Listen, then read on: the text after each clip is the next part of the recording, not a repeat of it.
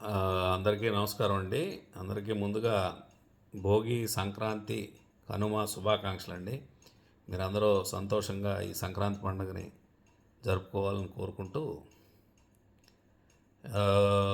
ఇవాళ ఏంటంటే నేను ఈ మధ్యన ఆంధ్ర కింగ్ తాలూకా అనేటువంటి మూవీ గురించి నేను ఒక వీడియో చేస్తానని చెప్పాను, మీకు మెసేజ్ పెట్టాను.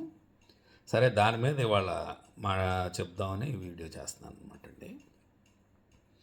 సరే, ఆ సినిమా గురించి ఏంటంటే క్లుప్తంగా మూవీ స్టోరీ కొద్దిగా డిస్కస్ చేద్దాము. అందులో ఏంటంటే ఉపేంద్ర ఆయన ఒక సినిమా హీరో అనమాట. ఆ సినిమా హీరోని బాగా అతన్ని అభిమానించే ఒక అభిమాని కథ రామ్. హీరో రామ్ తాలూకా రోల్. అయితే ముందుగా ఫస్ట్ ఏంటంటే అందులో సినిమా బిగినింగ్లోనే ఇతను ఉపేంద్ర తాలూకా 100th సినిమా షూటింగ్ మధ్యలో ఆగిపోద్ది డ్యూ టు ఫైనాన్షియల్ క్రైసిస్ వల్ల. ఆగిపోతే అది ప్రెస్టేజ్ ఇష్యూ కదా, మరి 100th మూవీ ఆగిపోతే హీరోకి. అందుకని అతను ఏం చేస్తాడంటే ఎలా చేయాలి, ఏం చేయాలి, ఆ ఇల్లు అమ్మేయాలా, ఇంకోటి అమ్మేయాలా, ఏం చేయాలంటే అంతా పరుగు పోద్ది, ఇవన్నీ అమ్మితే మనం బంగ్లాలు, కార్లు లేకపోతే మనకు వాల్యూ ఇవ్వరు అని అతను ఆగిపోతాడు. సరే, ఆగిపోయిన తర్వాత మరుసటి రోజుకు రెండో రోజుకు అతని బ్యాంక్ అకౌంట్కి 3 కోట్ల రూపాయలు అమౌంట్ వస్తుందండి. అరే ఏంటి ఇది, ఎక్కడి నుంచి వచ్చింది ఇంత డబ్బులు ఒకసారిగా అని చెప్పేసి వాళ్ళు దాని మీద స్టడీ చేస్తే ఇతను ఒక ఫ్యాన్ అనేటువంటిది ఇతను హీరో తాలూకా అభిమాని పంపించాడు 3 కోట్ల రూపాయలు అని చెప్పేసి తెలుస్తుంది. సరే, ఇమ్మీడియట్గా అతన్ని కలుద్దామని చెప్పేసి ఉద్దేశంతో ఉపేంద్ర బయలుదేరి వస్తాడు. ఇది మూవీ యొక్క బిగినింగ్ పాయింట్. సరే, ఇది అలా ఉంచుదాం ఒక్క నిమిషం. ముందు హీరో తాలూకా చైల్డ్హుడ్కి వెళ్దామండి. ఇతని ఎందుకని అభిమాని అయ్యాడు అనేది మూవీలో మొదట్లో చైల్డ్హుడ్లో ఏం జరుగుతుందంటే, ఈ రామ్ హీరో స్కూల్లో జాయిన్ చేద్దామని వాళ్ళ ఫాదర్ స్కూల్కి తీసుకెళ్తే అక్కడ ఒక పద్యం చెప్పమంటారు. అది పాపం ఇంట్లో చదువుకుంటాడు అతను, ఆ పద్యం చెప్తానని అతనే అంటాడు, కానీ అక్కడ చెప్పలేకపోతాడు, నోరు పెగలదనమాట అతనికి. సరే, అయితే అతను టీచరు అతన్ని అవమానిస్తాడు బాగా. అవమానించిన తర్వాత సరే ఇంటికి వచ్చిన తర్వాత వాళ్ళ ఫాదర్ ఏంటి నువ్వు ఇంటికాడ బాగానే చెప్పావు కదా అని బాగా కొడతాడు. కొట్టిన తర్వాత అతను అప్పుడే ఒక టేప్ రికార్డరు ప్లే అవుతూ ఉంటుంది అనమాట. అందులో ఏంటంటే పడు పడు పడు పడు అని లేచి నిలబడు, అంటే నువ్వు ఎన్నిసార్లు పడినా నువ్వు పడు పడు పడు మళ్ళీ లేచి నిలబడు, లెగు పడినా నువ్వు లెగు అనేటువంటిది అక్కడ పాట తాలూకా ఒక పాట వస్తూ ఉంటుంది, ఒక సాంగ్, ఆ హీరో తాలూకా సాంగ్. ఈ పాట ఎవరిదంటే ఉపేంద్ర మూవీ తాలూకా సాంగ్ అనమాట. సరే, దాన్ని ఒక ఇన్స్పిరేషన్గా ఇతను తీసుకుంటాడు హీరో రామ్. తీసుకుని అతను మళ్ళీ దాన్ని రివైవ్ అయ్యి అతను మళ్ళీ ఆ పద్యాలు అవి నేర్చుకుని మళ్ళీ స్కూల్లో జాయిన్ అవుతాడు. అదనమాట. ఎప్పుడైతే ఈ పాట నుంచి అతను ఒక రకమైన ఫీలింగ్ తెచ్చుకున్నాడో, ఆ క్షణం నుంచి అతను ఇతన్ని ఒక అభిమానిగా మారిపోతాడు. ఎవరో ఉపేంద్ర అభిమానిగా ఇతను విపరీతమైనటువంటి అభిమానాన్ని పెంచుకుంటాడు అనమాట అతన్ని. సరే, ఇది ఇలా జరుగుతూ ఉండగా ఒక అమ్మాయిని ప్రేమిస్తాడు. ప్రేమించిన తర్వాత వాళ్ళ ఫాదరు వీళ్ళని అవమానిస్తే సరే ఇతను ఎలాగైనా మనీ సంపాదించి నీకు లాంటి థియేటర్ నేను కూడా కడతాను అని చెప్పేసి అని ఇతను ఒక శపథం చేస్తాడు. సరే, ఎలా ఇతనికి ఏం ఫైనాన్షియల్ బ్యాక్గ్రౌండ్ ఏం లేదు, జీరో. సరే, ఏం చేయాలి అని ఆలోచిస్తుంటే సరే వీళ్ళ మదర్ ఒక చీటీ కడుతుంది. విలేజ్లో చీటీలు కడతారు కదా, చిట్ ఫండ్స్. ఆ చిట్ ఫండ్ చీటీ అతను మనీ కలెక్షన్ కోసం వీళ్ళింటికి వస్తాడు. ఏంటంటే చీటీ కట్టాను నేను అని అంటుంది, 50,000 ఎంతో. సరే, అయితే నాకు ఇచ్చేసే అని చెప్పి అతనితో మాట్లాడి ఈ నెల పాట నాకు ఇచ్చేసే, పాడింది అమౌంట్ అని చెప్పి అతను తీసేసుకుని ప్రొజెక్టర్ కొనేస్తాడు. ముందు ప్రొజెక్టర్ కొనేసి ఊళ్ళో టూరింగ్ టాకీస్ లాగా తయారు చేసేస్తాడు అక్కడ.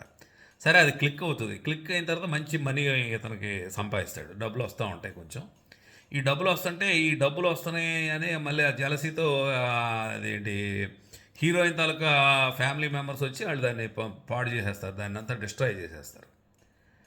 సరే, డిస్ట్రాయ్ చేసిన తర్వాత అక్కడ మళ్ళీ గొడవ అవుతుంది. గొడవ అయిన తర్వాత సరే ఇతను ఎలాగైనా థియేటర్ కట్టాలి అనేటువంటి సంకల్పంతో మీరు ఇసుకలో బతికే వాళ్ళు వీళ్ళంతా ఒక గోదావరి ఒక రివర్ అదే గోదావరిలో మధ్యలో లంక గ్రామాలు అంటారు కదా, లంక గ్రామాల్లో ఉండేటువంటి ఫ్యామిలీ అనమాట వీళ్ళు. మీ వీళ్ళకి పవర్ సప్లై కూడా ఉండదు, ఈవెన్ పవర్ సప్లై ఉండదు, ఏమీ ఉండదు అనమాట, ఏ ఫెసిలిటీ కూడా ఉండదు.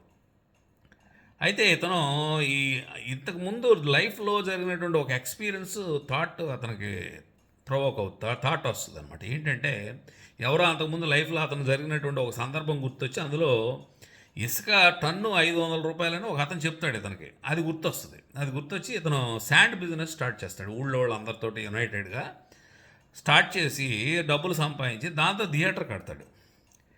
థియేటర్ కట్టిన తర్వాత థియేటర్ ఇక ఓపెన్ చేయడానికి ఈ హీరో తాలూకా 100th ఫిల్మ్నే నేను ఆ థియేటర్లో ఓపెనింగ్ మూవీ కింద వేయాలి అనేటువంటిది ఇతని సంకల్పం, హీరో సంకల్పం. సరే అతనికి ఛాన్స్ రాకోకుండా చేస్తాడు ఈ హీరోయిన్ ఫాదరు. రాకుండా చేసి ఇతను ఏదో రకమైన రికమెండేషన్తో అయినా సరే సంపద తీసుకోవాలనే ఉద్దేశంతో ఒక సినిమా ఇండస్ట్రీ పెద్ద ఎవరి దగ్గరికి ఒక అతని దగ్గరికి వెళ్తే అక్కడ వీళ్ళు కూర్చుని ఉండగా ఒక అతను తీసుకెళ్తాడు ఇతన్ని. అక్కడ వీళ్ళు కూర్చుని ఉండగా ఫోన్ వస్తుంది. ఎవరి దగ్గర నుంచి? అది ఉపేందర్ దగ్గర నుంచి. ఈ మొదటిలో జరిగినటువంటి సందర్భానికి వద్దాం మళ్ళీ. అతను 100th ఫిల్ము ఆగిపోయింది కదా ఫైనాన్షియల్ ప్రాబ్లం వల్ల. 3 కోట్లు ఉంటేనే కానీ ఆగదని 3 కోట్ల కోసమని ఈ సినిమా పెద్దగా ఫోన్ చేస్తాడు. ఏమంటే నాతో సినిమాలు చాలా తీశారు కదా మీరు, నాకు 3 కోట్ల రూపాయలు హెల్ప్ చేయండి అంటాడు. అంటే అతను ఏదో కండిషన్ పెడతాం వల్ల ఆ కండిషన్ ఇతనికి ఇబ్బందికరమైన కండిషన్ పెడితే నువ్వు నా సినిమాలో క్యారెక్టర్ ఆర్టిస్ట్గా చేస్తే ఇస్తానంటాడు. సరే అతను పాపం హర్ట్ అవుతాడు, అతను ఏదో మొత్తానికి ఆగుతాడు. కానీ అతను అడగడానికి ముందు మనం ఇల్లు కార్లు అన్నీ అమ్మేద్దామంటే అదన్నీ మళ్ళీ ప్రెస్టేజ్ ఇష్యూగా వచ్చి అదేమో మళ్ళీ మనం సొసైటీలో మళ్ళీ మనం డిగ్రేడ్ అవుతామని డిఫేమ్ అవుతామని అతను ఆగిపోతాడు అనమాట యాక్చువల్గా. అయితే ఈ ఫోన్ వచ్చిన సందర్భంలో ఇతను రామ్ అక్కడ ఉంటాడు ఆ ప్రజెన్స్లో ఉండి ఏం చేస్తాడు, ఆ మాట వింటాడు. ఇదంతా ఈ కన్వర్జేషన్ అంతా విని ఆడుకున్న మాటలు విని వెంటనే బయటకు వచ్చేసిన తర్వాత అతన్ని తిడతాడు.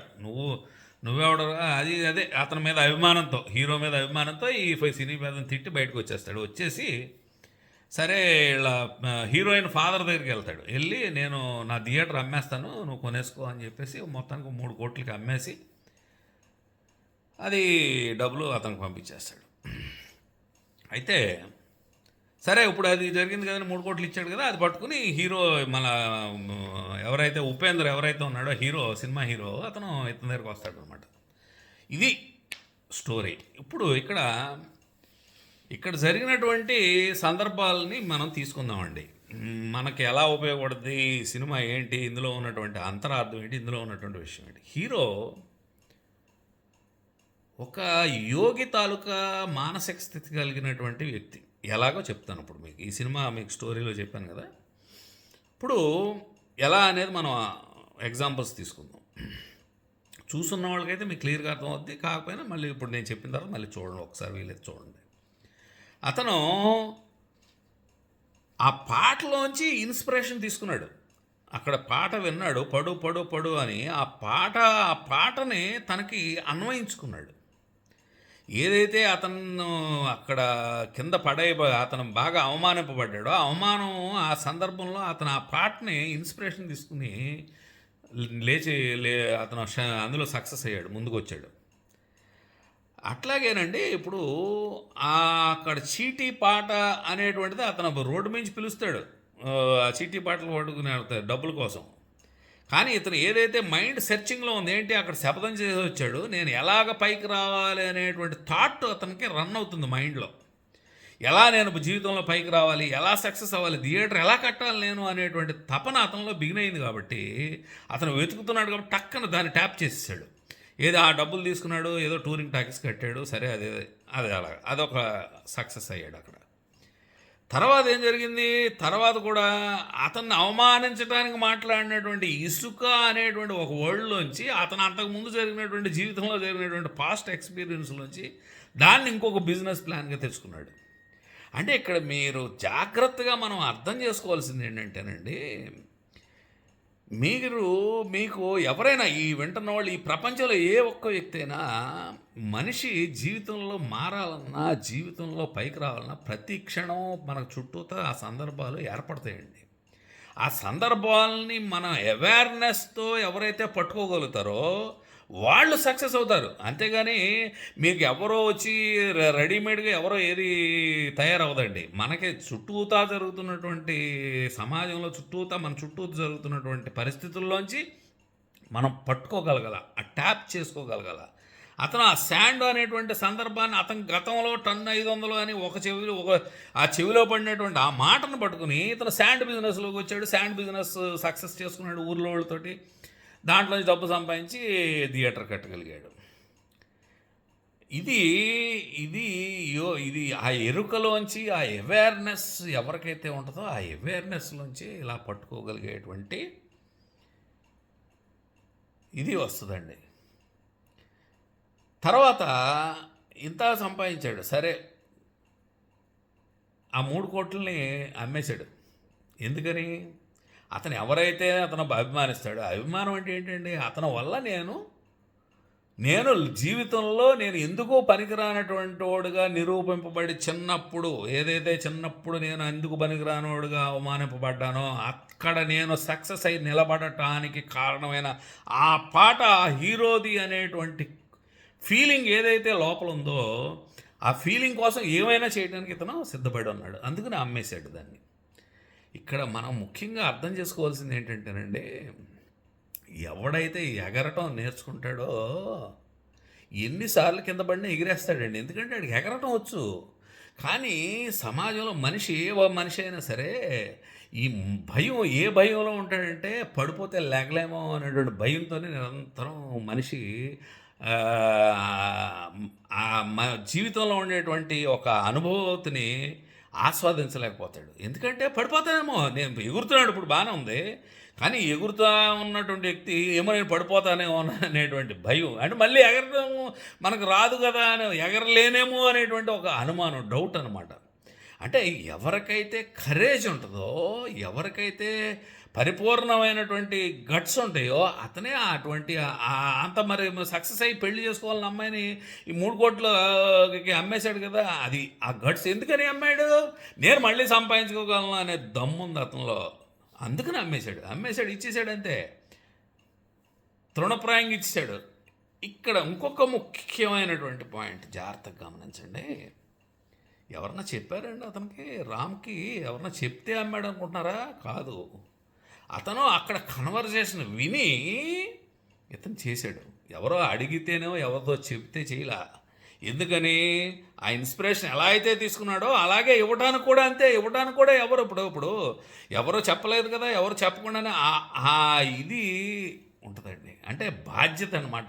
ఇతను నా హీరో తాలూకా సినిమా తీయాలి, దాన్ని చూడాలి, దాన్ని సక్సెస్ అవ్వాలి, నా హీరో నిలబడాలి అనేటువంటిది అడగలేదుగా. అది కావాలి, అది ఉండాలి, అది ఆ క్యారెక్టర్ ఉంటుందండి. ఆ క్యారెక్టర్ ఇంపార్టెంట్. ఆ క్యారెక్టర్ ఒక ప్రకృతి తాలూకాని ఆ యోగి స్థితికి వెళ్తేనే కానీ ఆ క్యారెక్టర్ రాదు. అది తను బాధ్యతగా తీసుకుంటాడు. ఎవరో చెప్పరు. ఆ ఇన్స్పిరేషన్ అలాగే తీసుకున్నాడు, ఇవ్వటం అలాగే ఇచ్చాడు. ఇది సినిమాలో ఉన్నటువంటి ఒక అద్భుతమైనటువంటి టాపిక్ అండి అది. ఇది మీరు ఇన్స్పిరేషన్ ఎలా తీసుకోవాలో చెప్తాను. ఇప్పుడు ప్రతి మనిషికినండి ఎన్నో సందర్భాల్లో ఎన్నో రకాలైనటువంటి ఒక బుక్ చదవచ్చు, ఒక మూవీ చూడవచ్చు, ఒక మాట వినొచ్చు, లేకపోతే ఏదో చేయొచ్చు, ఏదో చూడవచ్చు, ఎవరో ఇద్దరు వ్యక్తులు మాట్లాడుకున్న మాటలు మీరు వినొచ్చు, లేకపోతే ఎక్కడో ఏదో రాత చూడవచ్చు. ఇన్స్పైర్ అయ్యే క్వాలిటీ మనలో లేదనుకోండి, మీకు శివుడును విష్ణుమూర్తిని బ్రహ్మ వచ్చి మన చెవిలో చెప్పినా కూడా ఎవరో ఏమీ అవ్వరండి, ఏమీ చేయలేరు, ఏమీ చెందరు. ఎవరైతే మనలో ఒక ఫైర్ ఉందో, ఎవరైతే ఆ విషయాన్ని మనం అప్లై చేసుకోగలుగుతామో అప్పుడు ఏదో చిన్న ఒక అక్షరం చాలు జీవితాలు మారిపోగలవు. లేకపోతే ఎంత ఎంత ఎంత మీ పక్కనే ఉన్నా ఏమీ అవరు. మీరు ఎక్కడే వేసిన గొంగళి అక్కడే ఉంటారు, ఇంచి కూడా తేడా. మనం పనికిరాని మాటలు, పనికిరాని కాలక్షేపం చేస్తూ జీవితాన్ని ముగించుకుంటాం. ఇది మీరు దయచేసి లోతుగా ఈ మాటలు వినేటువంటి ప్రతి ఒక్కళ్ళు కూడా లోతుగా ఆలోచించండి. ఎవరో వచ్చి ఎవరో మనల్ని ఉద్ధరించరో, బయట నుంచి ఎవరో వచ్చి ఎక్కడి నుంచో వచ్చి ఈ ఉద్ధరించుకోవడం అనేటువంటిది ఎవరి కాళ్ళే ఉద్ధరించేసుకోవాలండి. ఎవరి కాళ్ళు ఉద్ధరించుకోవడం అంటే ఎలా ఉద్ధరించుకోవాలి? ఆ హీరోలాగా మీరు చిన్న మాట, చిన్న అక్షరాన్ని మీరు అప్లై చేసేసుకోండి, మీకు అన్వయించుకోండి. మీరు ఎదగాలి, ప్రతి మనిషి జీవితంలో ఒక పరిపూర్ణమైనటువంటి ఒక హ్యూమన్ బీయింగ్ లాగా మనం ఉండాలి అనేటువంటిది ఎవరి కాళ్ళు అప్లై చేసేసుకోవాలా. అంతేగాని ఎవరో వచ్చి మీకు అవన్నీ ఆ కిరీటాలు భుజకీర్తులు ఎవరి కాళ్ళే సంపాదించుకోగలగాల. సరే, ఈ సందర్భంగా నా జీవితంలో జరిగినటువంటి కొన్ని సందర్భాలని నేను మీకు చెప్పాలని అనిపించింది. కొంచెం మీరు ఇది జాగ్రత్తగా అర్థం చేసుకోండి. నేను ఇంటర్మీడియట్ డిస్కంటిన్యూ కింద లెక్క అనుకోండి. ఫెయిల్ అయింది అంటే అలా ఎగ్జామ్స్ కూడా నేను రాయలేదు. సెకండ్ ఇయర్ అయిపోయింది, ఖాళీగా ఉన్నాను ఇంటి దగ్గర. మా బంధువులు ఇలా వైజాగ్లో ఏదో ఎక్కడో వర్క్ చేయడానికని నన్ను తీసుకొచ్చారు. తీసుకొచ్చిన తర్వాత 1990 సెప్టెంబర్ నెలాఖరులో వచ్చానండి విశాఖపట్నం. నేను వచ్చిన వెంటనే వచ్చిన మరుసటి గంటే అనుకోండి, వచ్చిన ఇమ్మీడియట్ అనమాట. ఇమ్మీడియట్గా అంటే వచ్చిన క్షణం నుంచి మొదలు సుమారుగా 2 నెలల పాటు ఉంటుందండి. ఒక నెల అయితే సివియర్ అనుకోండి. 2 నెలల పాటు గుడ్డని అటు ఒక మనిషి ఇటో మనిషి తిప్పితే ఎలా ఉంటుందో, అంటే నీళ్లు ఉన్న గుడ్డని తిప్పితే ఎలా ఉంటుందో, నీళ్ళన్నీ ప్రతి డ్రాపు ఎలా అయితే కిందకి ఆరిపోతాయో, నన్ను అలాగా ట్రైనింగ్ అలా బిగిన్ అయిందనమాట. అంటే ఎలా ఉండేదంటే అప్పుడు పరిస్థితి, రోజులో 3 గంటలే నిద్ర పోనిచ్చేవారు. 20 గంటలు పని చేయడమే. నడుస్తుంటే నిద్ర వచ్చేసేది నాకు. నడుస్తుంటేనే నిద్ర వచ్చేసేది. అంతటి తీవ్రమైనటువంటి. అయితే పాపం అక్కడ వాళ్ళ పరిస్థితి అలా ఉండేది. ఎందుకంటే అక్కడ ఏం జరిగిందంటే ఇంచుమించుగా 1:10 పీపుల్ అయిపోయారు. అంటే ఒక మనిషి అవసరం అయితే 10 మంది, మోర్ దాన్ 5 అనుకోండి, మోర్ దాన్ 1:5 చొప్పున ఎక్కువైపోతే ఏమవ్వాలి? మిగతా వాళ్ళందరూ పంపించాలి కదా ఏదో రకంగా. సరే, ఇక్కడ ఫుల్ టైట్ చేసేస్తే ఏమవుతుంది? ఎవరికాడు పాపం భరించలేరు కదండి. 20 గంటలు పని చేస్తూ నిద్ర లేకపోతే ఆ వయసులో 18 ఇయర్స్ 19 ఇయర్స్ ఏజ్లో తట్టుకోలేరు కదా ఎవరైనా. సరే, నేను కూడా నాకు అలాగే ఉండేది. అసలు నేను ఇంక వెళ్ళిపోదాం అనుకునేవాడిని. వచ్చిన 3-4 రోజులకి వెళ్ళిపోదాం, ఇంక అమ్మో భరించలేనటువంటి పరిస్థితి అనమాట. కానీ నాకు నేను వెళ్ళిపోతే చేతకాకు వచ్చేసాడు అంటారు, కానీ ఇక్కడున్న పరిస్థితి ఎంత టార్చర్ భరించలేక వచ్చేసాడైతే అనుకోరు కదా. ఈ చేతకాకు వచ్చేసాడు అనుకుంటారు, ఇంటికాడ అంటారు, ఇంకా మనల్ని ఆ ముద్ర పడిపోద్ది అని. నేను సరేలే ఏదో రకంగా పంటి బిగుని అలాగా ఓపిక పెట్టానండి. దానికి తోడు ఏంటంటే మా చిన్నాన్నగారు పాపం ఆయన ఎంతో ప్రేమతో ఆయన పెద్ద పెద్ద లెటర్లు రాసేవారు నాకు. అంటే నువ్వు ఎలాగైనా నిలబడాలి అని ఏదో ఆయన్ని కొంచెం ఇన్స్పైర్ చేసేవారు నన్ను. సరే, ఆ ఇన్స్పిరేషన్ కూడా తీసుకున్నాను. సరే, నేను అలా కొంతకాలం అయిన తర్వాత ఎలాగైనా సరే నేను ఒక ఇంపార్టెంట్ పర్సన్ అవ్వాలి ఆఫీస్లో అనే ఉద్దేశంతో నేను కొంతకాలం అయ్యేప్పటికీ మేనేజర్ తాలూకా రికగ్నైజేషన్ ఫుల్లీ, అంటే ఆయన తాలూకా అభిమానం పొందగలిగాను. తర్వాత ఒక ఆఫీస్లో మేనేజర్ తర్వాత చక్కటి మంచి ఒక స్థాయికి వచ్చాను. ఎందుకని నన్ను నా యొక్క ఈగోని, నా యొక్క అహాన్ని పూర్తిగా దెబ్బకొట్టి, అంటే అక్కడ నాకు చాలా కష్టమైనటువంటి రోజులను నేను మొదట్లో గడిపానండి. అలాగే నిలబడి అక్కడే చాలా మంచి మంచి మంచి రికగ్నైజేషన్ నేను పొందగలిగా. ఆ రకంగా నా యొక్క జీవితం అలా బిగిన్ అయింది. సరే, అది అయిపోయిన తర్వాత ఒక కన్స్ట్రక్షన్ కంపెనీలో జాయిన్ అయ్యాను. తర్వాత ఇంకొక 2 ఇయర్స్ వర్క్ చేశాను అక్కడ. చేసిన తర్వాత నేను బిజినెస్లోకి రావడానికి గల ఒక ముఖ్యమైనటువంటి ఒక సందర్భాన్ని మీకు చెప్తానండి. ఈ సందర్భం ఏంటంటే, మేము ఒక 10 మంది ఫ్రెండ్స్ని కలిసి కూర్చొని కబుర్లు చెప్పుకుంటున్నాం 94లో. కబుర్లు చెప్పుకుంటుంటే ఒక ఫ్రెండ్ అన్నాడు, కిషోర్ గారు మీరు ఈ ల్యాండ్ ట్రై చేయొచ్చు కదా అని ఏదో క్యాజువల్గా అన్నాడు. మేము చాలా చిన్నవాళ్ళం వయసులో. నాకెంత అప్పుడు 94 అంటే 22 ఇయర్స్. ఏదో అన్నాడు. సరే, ఏదో అన్నాడు, పిచ్చాపట్టి కబుర్లు చెప్పుకుంటున్నాం అంతే, టైంపాస్ కబుర్లు అయిపోయింది. కానీ నా మైండ్లోకి వెళ్ళిందండి ఆ పాయింట్. వెళ్ళిన తర్వాత నేను నెమ్మదిగా 95 వచ్చింది. 95 నా మైండ్‌లో తిరుగుతుంది అలా గూడు కట్టుకుని ఉంది అది అలా పాయింట్. సరే నేనేంటి నా పరిస్థితి ఏంటి? నేను ఎలాగ జీవితంలో ఎలాగా నేను ఎడ్యుకేషనల్ బ్యాక్‌గ్రౌండ్ లేదు. ఫైనాన్షియల్‌గా మిడిల్ క్లాస్ ఫ్యామిలీ. నేను ఎలా నిలబడాలి? ఎలాగ పైకి రావాలి జీవితంలో అని తీవ్రంగా ఆలోచిస్తున్నాను. ఏం అర్థం కావట్లే నాకసలు. లైఫ్ అసల అంతా ఒక మెస్‌లాగా ఉందనమాట. ఏమి ముందు ముందు చూస్తే నొయ్యి, వెనక చూస్తే గొయ్యి అంటారు కదా! అట్ట ఉంది పరిస్థితి. ఏం చేయాలో అర్థం కావట్లా. ఏమీ క్లారిటీ లేదసలు. కన్‌ఫ్యూజింగ్ స్టేట్‌లో ఉన్నాననమాట. సరే అలాగ మొత్తానికి నేను ఆ ల్యాండ్ గురించి నేను ప్రయత్నం చేసి, ఆ ప్రయత్నంలో ఎంతోమంది తాలూకా ప్రేమని, ఎంతోమంది తాలూకా అభిమానాన్ని, ముక్కు మొహం తెలియకపోయినా, ఎవరు ఏమిటి ఏమీ తెలియకపోయినా ఎంతోమంది తాలూకా ఇప్పుడు జీవితంలో ప్రతి మనిషి సమాజంలో మనిషి పైకొచ్చాడంటే ఒక వ్యక్తి, ఎందరి తాలూకా బ్లెస్సింగ్ ఉంటే ఒక మనిషి పైకొస్తాడండి ఎవరైనా గానీ. ఎందుకంటే అలాగ నన్ను ఆ జీవితంలో ఎంతోమంది తాలూకా ప్రేమను పొందానండి. ఎంతోమంది తాలూకా బ్లెస్సింగ్ తోటి నేను ఇవాళ మంచి ఒక పొజిషన్‌కి నేను ఇవాళ వచ్చి ఉన్నాననమాట. అయితే ఇక్కడ ముఖ్యంగా నేను మీకు చెప్పాలనుకుంటుంది ఏంటంటేనండి, అది 97లో నేను అది సక్సెస్ అయ్యాను. ఆ ల్యాండ్ కొన్నాను. ఎలా కొనగలిగాను? నా దగ్గర డబ్బులుండా. నా దగ్గర ఏమీ ఫైనాన్షియల్ బ్యాక్‌గ్రౌండ్ లేదు. నేను జీరో. అయితే నేను ఒక పెద్ద కొండకి నేను తాడు కట్టానంతే. నేను కొనటం అనేటువంటిది 1% అయితే కొనకపోవడానికి 99% ఛాన్సెస్ ఉన్నటువంటి 1% ఛాన్స్ తోటి నేను ట్రై చేయడం మొదలుపెట్టా. కానీ నేచర్ సపోర్ట్ చేసిందండి. నేచర్ సపోర్ట్ చేసి అది సక్సెస్ అయింది. అది కొనగలిగాను. సక్సెస్‌ఫుల్‌గా కంప్లీట్ చేయగలిగాను వెంచరు. దాని తర్వాత ఇంకో వెంచర్ అలాగా నేను డెవలప్ అయ్యాను. ఇక్కడ మీకు ముఖ్యంగా చెప్పవచ్చేది ఏంటంటే, ఆ ఎరుక థాట్ పట్టుకున్నాం కదా! ఆ థాట్ పట్టుకోవటమే లైఫ్ సక్సెస్ అంటే. నాకు అంతకుముందు నేను మొట్టమొదటి వైజాగ్ వచ్చినప్పుడు ఈ 2 పాయింట్లు మీకు ఎందుకు చెప్పానంటే, నేను మొట్టమొదట నాకు వచ్చిన కష్టానికి ఎదుర్చుకునే ఓర్పు వహించాను. కొంతకాలం సహనంతో ఉన్నాను. ఆ ఇబ్బందిని, కష్టాన్ని ఓర్చుకుంటాం కారణం నేచర్ కూడా నన్ను ఎళ్ళనివ్వలేదు. నేచర్ యొక్క సహకారం లేనిదే నేను ఓర్చుకోవడం కూడా ఉండదు. అది వేరే విషయం. అయితే అక్కడ ఓర్పు వహించాను. ఆ ఓర్పు వహించిన దాని తర్వాత ఏమైంది, నాకు ఆ ఎరుకలో నాకు ఆ థాట్ నన్ను పట్టుకున్నాను. అతను ఫ్రెండ్ చెప్పినటువంటి థాట్. దాంట్లోంచి అలా రియల్ ఎస్టేట్‌లోకి వచ్చాను. దాంట్లో సక్సెస్‌ఫుల్ అయ్యాము. ఇది కాబట్టి ఏంటంటేనండి, ఎవరైనా ఈ మాటలు వింటున్న వాళ్ళు ఎవరైనా నేచర్ యొక్క సపోర్టు ఉంటే ఎవరైనా ఏదైనా ఎవరైనా ఎక్కడికైనా వెళ్ళగలిగేటువంటి అవకాశం ఉంటుందండి.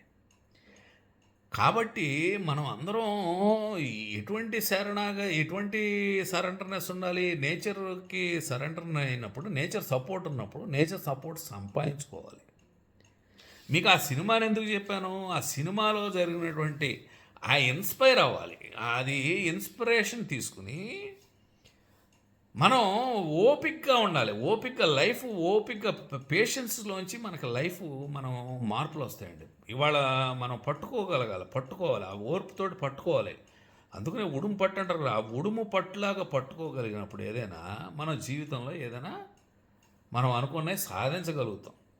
కాబట్టి ఇవాళ ఇదే పెద్ద ల్యాకింగ్ అయిపోయింది. ఈ మాటలు నేను ముఖ్యంగా యూత్ కోసం యూత్ పైకి రావాలి. ఇవాళ షార్ట్ కట్లలో ఎలా పైకి వచ్చేస్తూ ఉన్నారండి.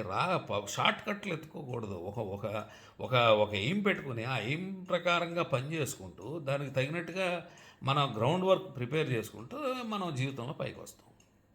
కాబట్టి ఈ సంక్రాంతి రోజున మీరు అర్థం చేసుకోవాల్సింది ఏంటంటే, మీకు ఎవరో ఉద్ధరించరు. మీ పక్కనే కనపడితే మీరు మీలో ఉన్నటువంటి మీకు ఫైర్ ఉండాలి. ఒరిజినల్‌గా మీలో ఫైర్ ఉండాలి. ఆ ఫైర్‌ని మీరే అది ఫ్లైర్ అవ్వాలి. మీలో మీరు వెలగాలి. మీలో మీరు ఆ యొక్క ఇన్స్పిరేషన్ తెచ్చుకొని జీవితంలో ఏదైనా మనం ముందుకెళ్ళాలి అనేటువంటి ఒక సంకల్పంతోటి బయలుదేరాలి.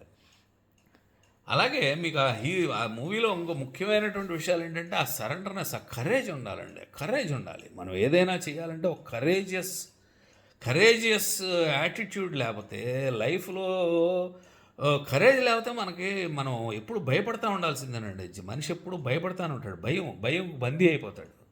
కాబట్టి ఆ కరేజ్ ఉండాలి. ఆ కరేజ్ చూసారా హీరో 3,00,00,000 పెట్టి థియేటర్ కట్టాడు. క్షణంలో అమ్మి పారేశాడు. ఎందుకని అమ్మగలిగాడు? మళ్ళీ కావాలంటే ఏమైనా చేయగలడు అతను. అలాంటి కాన్ఫిడెన్స్ ఉంటదనమాట. అంటే ఒకసారి నేను ఆ సక్సెస్ నేను లైఫ్‌లో ఏదైనా చేయగలను అనేటువంటి సక్సెస్‌ఫుల్ ఈ థాట్స్, ఈ ఆలోచన విధానం యూత్‌కి కావాలి ముఖ్యంగా. వచ్చినప్పుడు ఏమవుద్ది? ఒక్కసారి అది చూసారనుకోండి, నేను జీవితంలో నేను ఎప్పుడైనా నేను బలంగా నిలబడటానికి నేను మొట్టమొదట నేను 1990లో ఆ 2 నెలలు నిలబడినటువంటి రోజులే చాలా ముఖ్యమైనయండి. ఆ 2 నెలలు నేను నిలబడి ఓపికగా నేను అక్కడ నేను గెలిచాను కాబట్టి, జాబ్‌లో ఉండటానికి గెలవటం అదే గెలవటం. అలాంటిది ఇంక ఏదైనా నేను చేయగలను అనేటువంటి నాకు ఒక నమ్మకాన్ని నాకు కలిగించిందనమాట. కాబట్టి ఏంటంటే దయచేసి మీరందరూ అర్థం చేసుకొని ఏ మనం పక్కనే వెళ్ళిపోతూ ఉంటాయి అవకాశాలు. ఆ అవకాశాలను ట్యాప్ చేసుకోగల ఎరుకు పెరగాలి. కాబట్టి నేను మొన్న ఆ సినిమా చూసినప్పుడు మంచి పాయింట్లు నేను మా ఈ పాయింట్లు మీకు చెప్పాలనే ఉద్దేశంతో ఈరోజు చెప్తున్నాను. దయచేసి మీరు అందరూ అర్థం చేసుకుని జీవితంలో అన్ని రకాలైనగా ఎలా ఎదగాలి, ఫైనాన్షియల్గానే కాదు అన్ని రకాలైనటువంటి జీవితం యొక్క అన్ని కోణాల్లోనూ 360 డిగ్రీస్, ఒక పక్క కాదు 360 డిగ్రీలుగా. అంటే ఒక మనిషి ఉన్నాడంటే మనిషికి కావాల్సిన అన్ని క్వాలిటీస్ అన్నీ ఒక డైరెక్షన్ కాదండి, 360 డిగ్రీస్ అంటే అన్ని రకాలైనటువంటి క్వాలిటీస్ తోటి మనిషి జీవితాన్ని ఫుల్ఫిల్మెంట్ చేసుకోవాలి. అంటే ఒక కంప్లీట్ లైఫ్ అనమాట. ఒక చక్కటి పరిపూర్ణమైనటువంటి జీవితాన్ని గడపాలి. కాబట్టి మీరు అందరూ కూడా ఆనందంగా ఈ సంక్రాంతిని చేసుకోవాలని కోరుతూ దయచేసి మీ మాటలు మీకు అన్వయించుకుంటారని భావిస్తూ థ్యాంక్స్ అండి.